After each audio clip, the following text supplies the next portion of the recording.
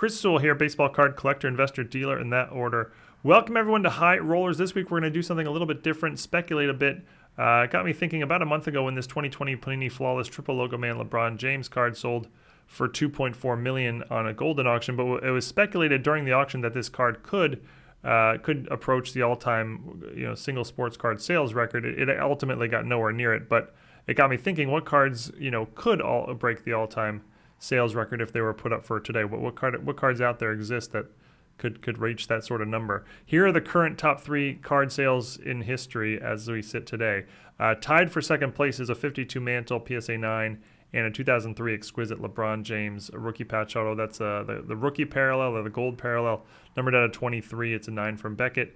And the all-time sales record is a T206 Honus Wagner in an SGC 3. So in this video, we're going to check out cards that I think would have a chance at reaching this number. We're going to count down the top 7. I chose 7 because there are 7 cards that I'm quite confident would break this record if put up for sale.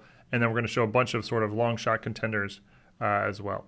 This week's list is brought to you by Dynasty Breaks. I've never been a breaker myself, but I really like their motto about it, with their goal to be as interactive with the customers in the chats as possible, trying to build a community of collectors through the breaks and giving customers the feeling that they're hanging out in a card shop during the live streams. They don't speed break just so they can get through more product, but they go at a pace where everyone can enjoy the process. They've been doing breaks for 4 years now. Lots of exciting moments over the years, as you can see. 4 nights per week, and you can watch the live stream on their YouTube channel or on Facebook. If you're into breaks, I recommend you give them a try. Check out their website, their YouTube channel, and Facebook page. I've included links to each of these in the description below. New customers get $5 off their first break. Be sure to take advantage of that. And I thank Dynasty Breaks for sponsoring this week's High Rollers, looking at the top 7 contenders to break the all-time single card sales record, plus a bunch of long shots as well. All right, let's check out some long shot contenders. And none of these, I don't think any of these would reach the 6.6 million mark, but in the right circumstances, perhaps. Here's a 1933 Gaudy Babe Ruth. This is the most iconic card in the hobby, probably. PSA Mint 9, that's a pop 1 with none higher. It actually sold recently, or about 6 months ago, for a little over $4 million. If put up again, who knows what it would fetch. There's actually another Babe Ruth card in the set. He's in the set 4 times, but only one of the 4 is there a PSA 10 available. That's this one here. I could not find an image of the PSA 10. Probably doesn't exist, but here, here's the pop report on those Babe Ruth cards. You can see the first one I showed you is a pop 1 with none higher in the 9, and the second one there does exist a PSA 10. If either of those would put up for sale, probably you're looking at like a $4 million range. But I guess in the right circumstances, maybe they could reach the 6.6 million mark. Next up is a couple of baseball vintage cards, which is no sales data whatsoever. 1951 Bowman Willie Mays rookie in a PSA 9. This is the highest grade possible for this card. No 10s exist. You can see it's a pop 8 with no 10s in existence. And, there have just not been any sales of a PSA 9 in many, many, many years. So really no idea what it would go for today. There have been a bunch of PSA 8 sales that they go for around $250,000 or so. But a PSA 9, really, who knows? If I had to guess, I would sort of guess similar to the Ruth, maybe $3 to $4 million. If this card existed in a 10, like it was a pop 1 in a 10, then I think that card would be a strong contender to break the all-time record, but obviously it doesn't. In a similar category is 1955 Topps Roberto Clemente rookie, graded a PSA Gem Mint 10. This card is a pop 1. This is the only copy of a PSA 10 on Earth, the image you're looking at right there. And this card actually sold, this exact card actually sold back in 2012 for a little under $500,000. Today, PSA 9s go for over $1 million, so I would think this PSA 10 and a pop 1 would cross over maybe $5 million. And actually this one, could have been put in the top 7 as like a strong contender for breaking the record being a pop 1. All right, the only modern baseball card with any sort of realistic chance would be this Mike Trout 2009 Bowman Chrome Superfractor, a 1/1 rookie auto. It's a Mint 9 from Beckett. And this card actually sold about a year and a half ago for around $4 million, and if I had to guess, that's probably what I would guess it would go for again today. All right, now 3 vintage cards from the other sports I don't think would really have a chance, but I guess you never know. 1958 Topps Jim Brown rookie in a PSA Mint 9. It is a pop 6 with none higher. No 10s exist. This is another one where if a 10 did exist, I think it might have a chance, but in a 9, probably not so much. Recently, a PSA 8.5 set the world record for a vintage football card, going for $360,000. A 9, my guess would be maybe, let's say, $2 million. Wilt Chamberlain rookie from 1961 Fleer. Actually, PSA 10s existed this card, but I could not find an image of a PSA 10. It's actually a pop 3 in a PSA 10. And yeah, I mean, PSA 9s recently have been selling for about 300,000, so there's never been a sale of a PSA 10. Let's call it 3 million as my best guess. In a very similar situation, Lou Alcindor rookie, 1969 Topps, aka Kareem Abdul-Jabbar, PSA Gem Mint 10. It is a pop 2 in a PSA 10. And there actually has been a sale of a PSA 10. It was back in 2016. It went for $500,000.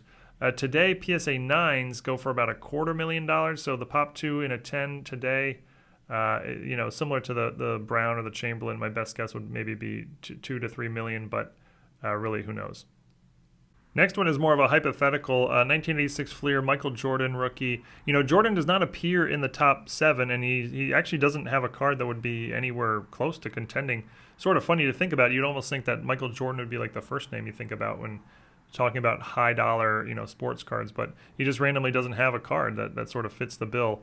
His most iconic card is this one, the 86 Fleer rookie, but it's just a much more common card than all the other cards on this list, even in high grade. PSA 10s currently go for 200 to 250,000, somewhere in there. They've really dropped quite a bit. There has not been a sale of a BGS 10, which is a much harder grade, in over 15 years. So it's just a pop 6 in a BGS 10 is just a pop 6. So I think that card would cross into 7 figures, certainly not approaching the $6 million mark. But the hypothetical is, you can see in a black label, it's a pop 0. If ever a card of a Jordan rookie graded a BGS black label 10 pristine, then I think that card with 4 perfect subgrades could definitely compete for the all-time single card sales record.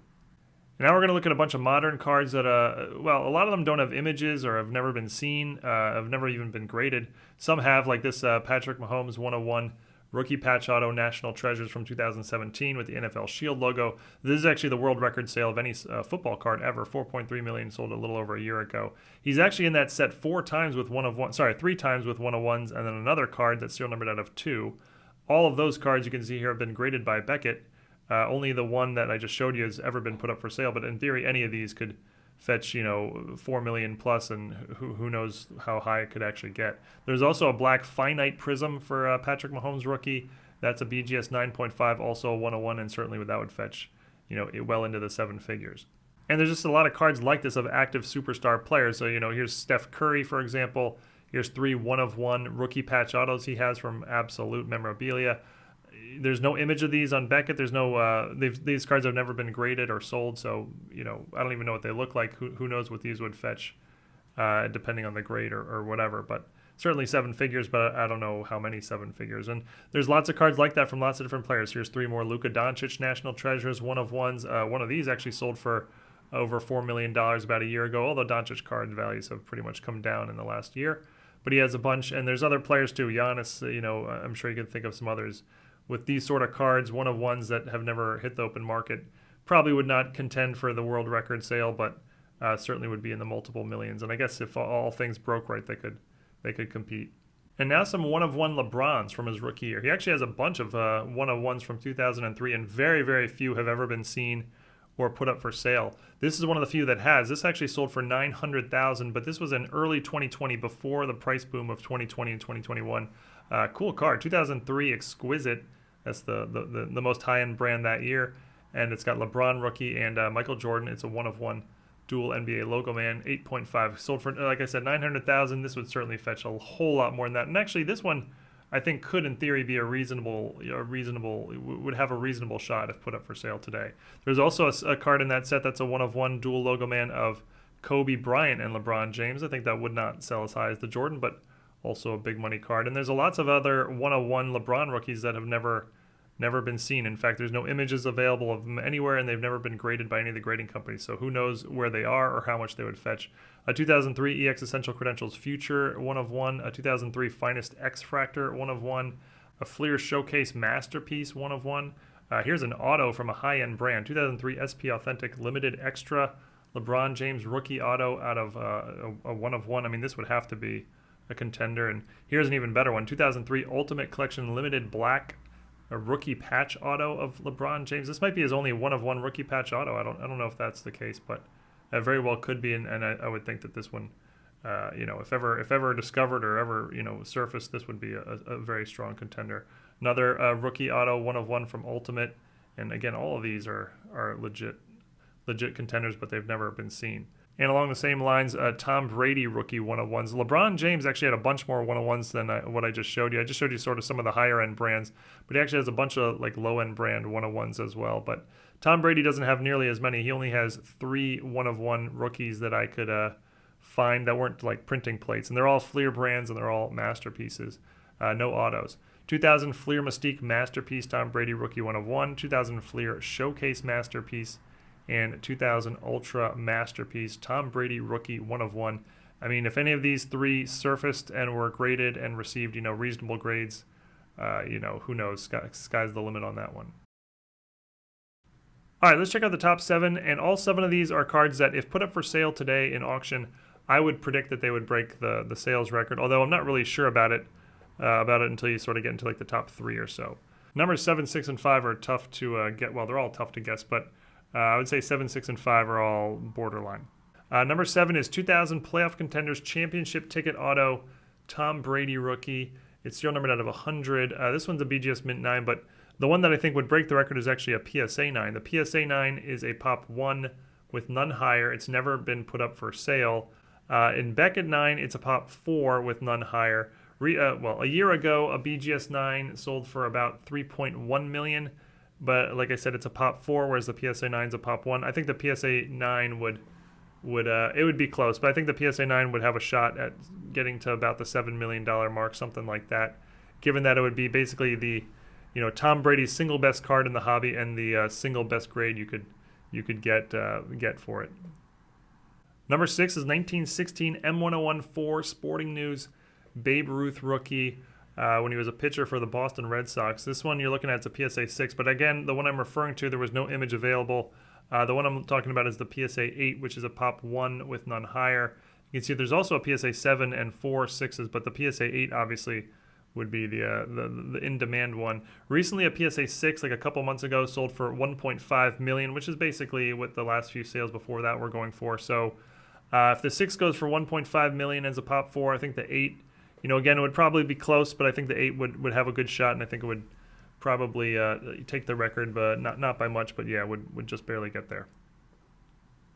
Number 5, another borderline one, 1948 Leaf Jackie Robinson rookie in a PSA 9. And when I say I think a card will sell for, you know, $7 million, you know, I really don't know. The range of what it could potentially sell for is really, really high. You know, a card like this could sell for as low as $4 million or even less, and it could sell as high as $10 million or even more, but I'm just saying, if I were guessing, I would say, you know, these will cross the $7 million mark. The Jackie Robinson rookie in a 9 here is a Pop 7 with none higher. This is one where if there did exist a 10, it would be a no-brainer. It would certainly break the record, but at a 9 with a Pop 7 none higher, it's borderline.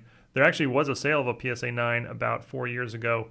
It went for $336,000, but 4 years ago is basically an entire generation when it comes to the current sports card market. This is not a useful data point at all. PSA 8s today go for about $500,000, so I would guess that the 9 would fetch something like $7 million. Number 4, 1954 Topps Hank Aaron rookie, graded PSA Gem Mint 10. And in this grade, the card is a Pop 2, and there actually has been a sale of a PSA 10, exactly one sale known. That was over 10 years ago in 2012. PSA 10 went for $357,000. Again, not a useful data point for today's market, but today PSA 9s go for about $500,000. And given that this is a Pop 2, I actually think this one would comfortably break the record. I would predict this would go for something like $10 million or so. Number 3 is 2003 Exquisite Collection Rookie Parallel LeBron James rookie. This one's graded a BGS Mint 9, and it's serial number out of 23. And if you remember from the beginning, this card actually shares second place all time at $5.2 million. But here's the thing, this card actually exists in a 9.5, another one I couldn't find any images of. It's actually a Pop 2 as a 9.5, so I have to imagine, well, certainly the 9.5 would outsell the 9 here, so it would clearly go for over $5.2 million. I imagine it would easily clear the 6.6 current record if put up for sale today, either of the 9.5s. This card also exists, there's a parallel of this that is a 1/1, however, called the Collection Rainbow. However, that parallel does not have a patch or an auto, so and it is graded by Beckett an 8.5. Never been put up for sale. That's another one that would probably go in the long shot contenders category. But the 9.5 would easily take the top spot. Number 2 is a T206 Honus Wagner, and this card is the current record holder at 6.6 million. It's this exact one, the SGC 3. And a Honus Wagner, one of 3 different Honus Wagners, has held the all-time sales record for 39 of the last 40 years, so very comfortable being in the number 1 spot. There's actually a bunch of copies that would outsell this one. The nicest copy, I would guess, and I would assume sort of in terms of the grade, is a PSA 5. There's only one of those. This is the one PSA 5 here, and this is arguably the nicest copy that exists. There also exists one in a PSA 8.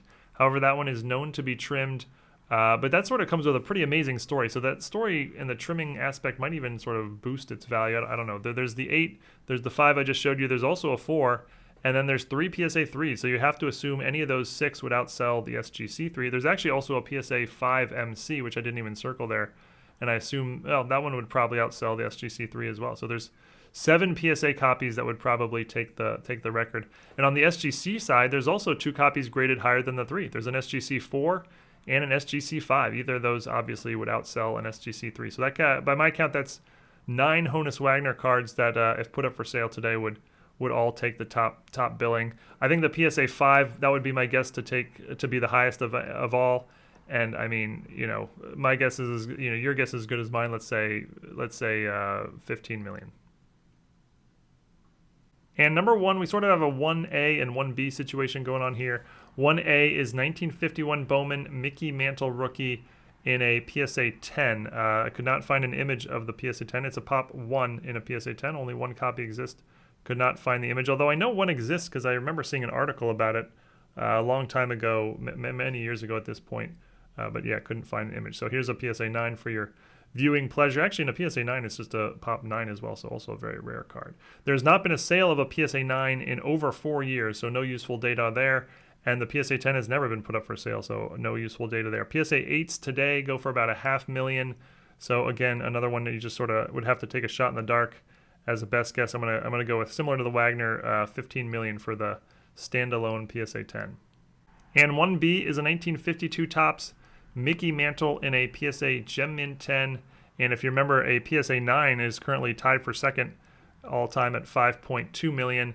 The PSA 10 is incredibly a pop 3. You would have certainly guessed it was a pop 0 or 1 maybe, but now it's a pop 3. All 3 of them were graded a long time ago, as you can see from the very old PSA label, but there've never been no PSA 10 has ever been put up for sale, so no data there. And the only recent sale of a PSA 9 was the aforementioned one that went for 5.2 million. So another one where just sort of guessing randomly. I mean, take your best guess. Let me know what you think. I'm going to go with $20 million for a 52 Mantle PSA 10.